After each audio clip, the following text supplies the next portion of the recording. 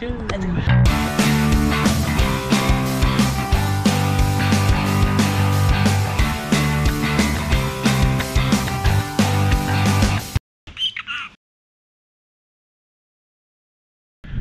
Good morning, guys. So today's task, or challenge should I say, it might be, it's a bit windy today so I've got to be careful, is to find out at least where the Unistrut needs to go. We bought 3 metre lengths of Unistrut. We went for the hot dip galv they class it as.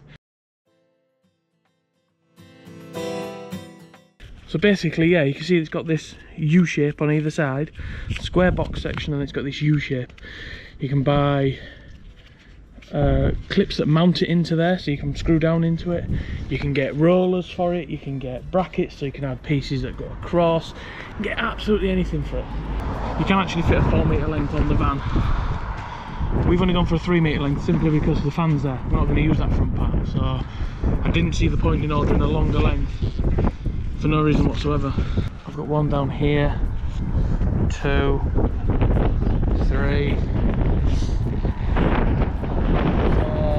here we are, 4, 5, that one there. I might drill a new hole in the Unistrut. And there's one more right at the front as well, but I can't reach that from here. So I think for that one, the 5th one along, I'm going to drill a hole in the Unistrut.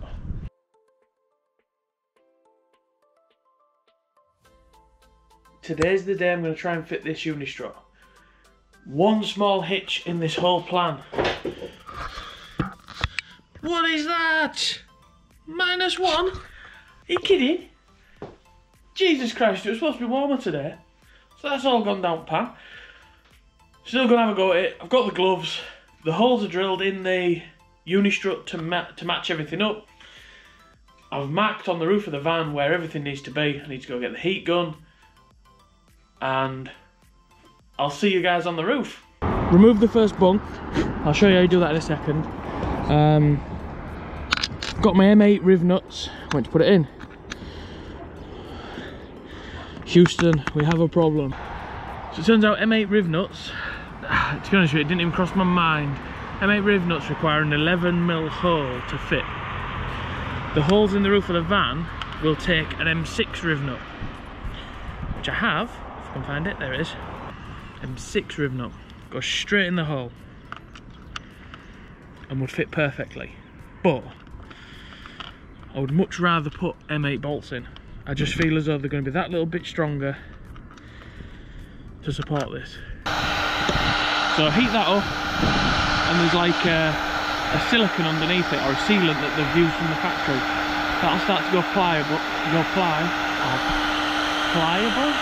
It'll go soft, and you should be able to pick out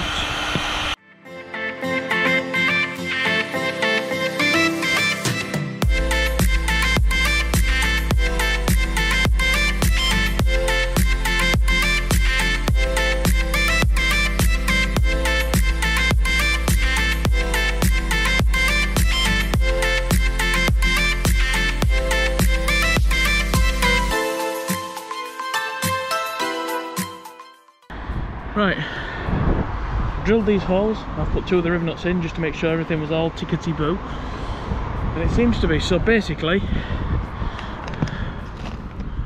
11mm drill bit. What an absolute pain in the arse that is.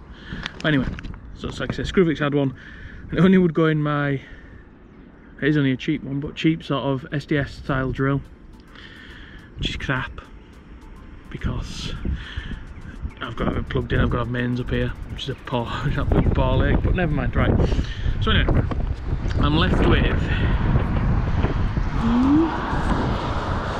a hole, as you can see there.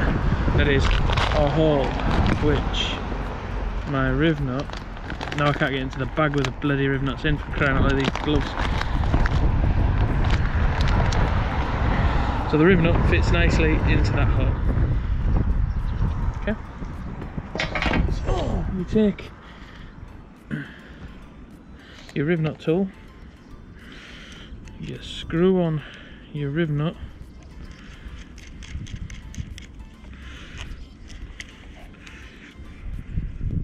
put Put that in there. Clamp her up. Unscrew that.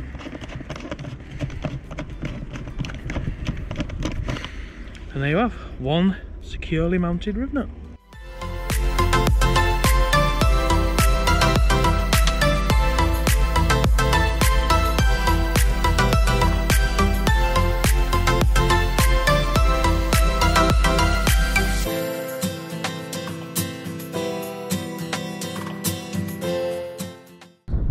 As you can see, they're all in. All the rib nuts are in. All nice and secure, all well fastened in. I'll just try to put the mastic strip down, put the Sikaflex on, sort of cover it a bit, then put this on, then put the bolts through. I think that's what I'll do. I just seem to feel as though that'll make a better job of it, of sealing it all. I don't want any leaks, I don't want any reason for it to leak. I don't want to have to take all this off because that'll be a pain in the ass. So I think that's what I'm going to do. I've cut the mastic strips into little squares, so I'm not carrying the full roller on basically. And all that you do is just press it into place and just squeeze it down tight. I'm leaving the top coat on at the minute. I'll just peel all that off in one go, Sikaflex up the holes, and then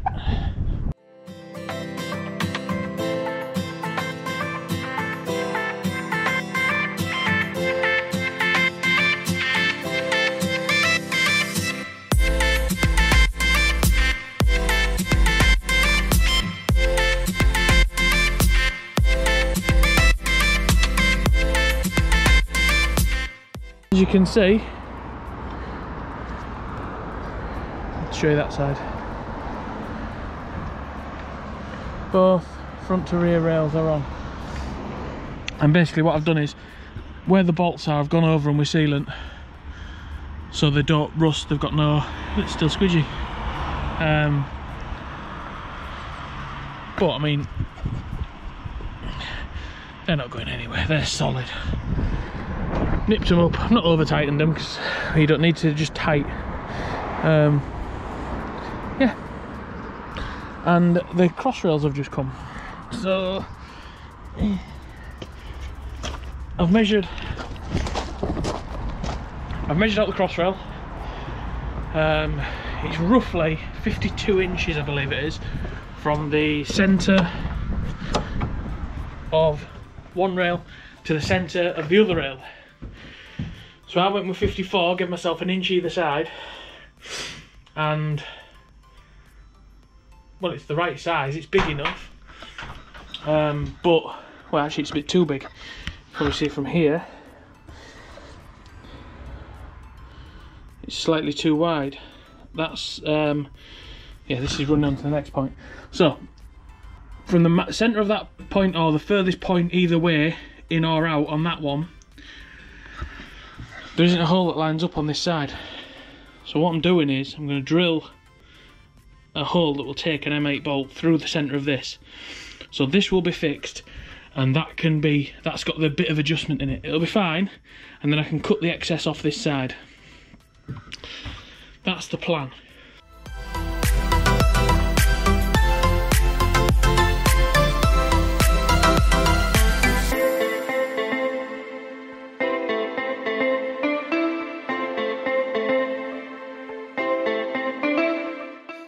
There we have it, one Unistrut roof rack system.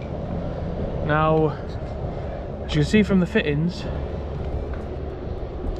you can add bits, take bits away, fit extras, move them. So versatile, this stuff, you can do so much with it.